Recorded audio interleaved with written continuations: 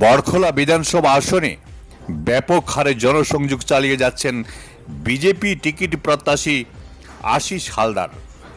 প্রতিটি এলাকা চষে বেড়াচ্ছেন তিনি।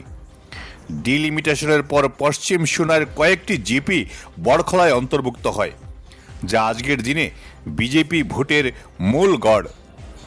এই জিপিগুলোর দরগাকুনা চা বাগান এলাকায় আশিস হালদারের জন্ম হওয়ার সুবাদে তিনি এখন এই বড়খলার ভূমিপুত্র। ছোটবেলা থেকেই তিনি বিজেপি দলের সঙ্গে যুক্ত। রাষ্ট্রীয় স্বয়ংসেবক সংঘের বিভিন্ন শাখা সংগঠনের সঙ্গে তিনি ঘনিষ্ঠভাবে যুক্ত।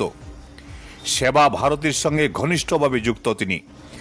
গ্রামরক্ষী বাহিনীর জেলা উপদেষ্টা পদে থাকার সময় তিনি বড়খলা এলাকার প্রতিটি গ্রামের সঙ্গে সুপরিচিত। তিনি যখন এই পদে ছিলেন তখন গ্রামরক্ষী বাহিনী কাছাড়ে অত্যন্ত সক্রিয় হয়ে উঠেছিল। 2020 সালে যখন কাছাড় জেলার রৌসকান্দি চা বাগান শ্রমিক আন্দোলনের ফলে প্রায় 4 মাস বন্ধ ছিল, তখন আশিস বাবুই ওই অঞ্চলের ভিডিপিদের নিয়ে বাগান আবার খুলে দিতে মুখ্য ভূমিকা নিয়েছিলেন। তাই আশিসবাবু বর্তমান বড়খলা সমষ্টির তাপাং অঞ্চলের বাগানগুলোতে খুব জনপ্রিয় নাম। বাণিজ্যে স্নাতকোত্তর ডিগ্রিধারী আশিস বিভিন্ন সামাজিক কাজকর্মের সঙ্গে যুক্ত। চাতলা ভ্যালি ডেভেলপমেন্ট সোসাইটির মাধ্যমে তিনি এই এলাকার উন্নয়নে অনেক অবদান রেখেছেন।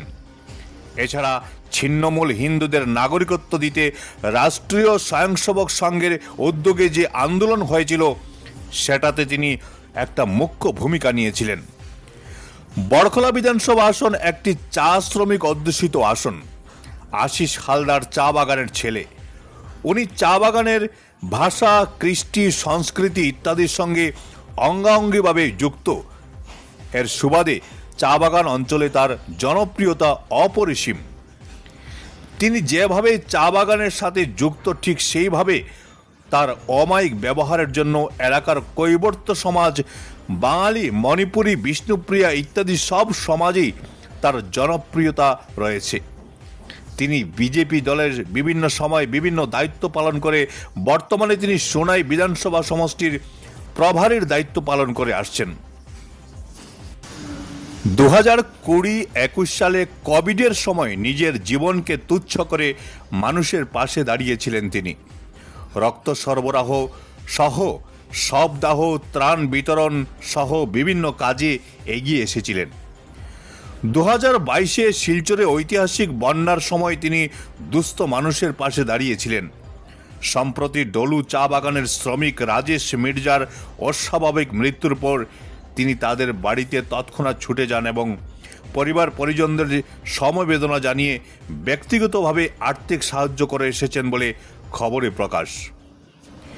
তিনি বিগত নির্বাচনে পুরনো পশ্চিম সোনাই, বর্তমানে যে এলাকা বড়খলা বিধানসভা কেন্দ্রের অন্তর্ভুক্ত, সেই এলাকায় নির্দল হিসেবে প্রতিদ্বন্দ্বিতা করে 15,000 ভোট পেয়েছিলেন, যা তাকে নিঃসন্দেহে বাড়তি সুবিধা দেবে। আশিসবাবু আজকের দিনেও গোটা বড়খলা এলাকা জুড়ে নীরবে জনসংযোগ করে যাচ্ছেন। বড়খলা ডিলিমিটেশনের ফলে হিন্দু অধ্যুষিত আসন হলেও অনেকগুলো চা বাগান সংযোজিত হওয়ায় হিন্দিভাষী ভোটের সংখ্যা বেশি। এখানে উল্লেখ্য, কংগ্রেস থেকেও হিন্দু প্রার্থী হিসাবে ডাক্তার অমিত কালওয়ার ব্যাপক জনসংযোগ চালিয়ে যাচ্ছেন। বড়খলা আসন থেকে বিজেপি দলের অনেকজন টিকিট প্রত্যাশী। বিজেপি বিভিন্নভাবে সার্ভে, দলের অভ্যন্তরীণ মতামত ইত্যাদি নিচ্ছে, কিন্তু বড়খলায় কাকে প্রার্থী করা হতে পারে তা নিয়ে দল এখনও দুবেদায়। এখানে আশিসবাবু কোনো লবিবাজিতে না থাকায় এবং তিনি সঙ্গ ঘরানার একান্ত নিবিড় সম্পর্ক থাকার সুবাদে বিজেপির একটা প্রভাবশালী মহল আশিসবাবুকে বড়খলা থেকে প্রার্থী করার ব্যাপারে মতামত রাখছেন বলে খবরে প্রকাশ। যদি শেষ পর্যন্ত রাজ্য ও কেন্দ্রীয় নেতৃত্ব আশিস হালদারকেই এই বড়খলা থেকে প্রার্থী করে, তবে অবাক হওয়ার কিছু থাকবে না।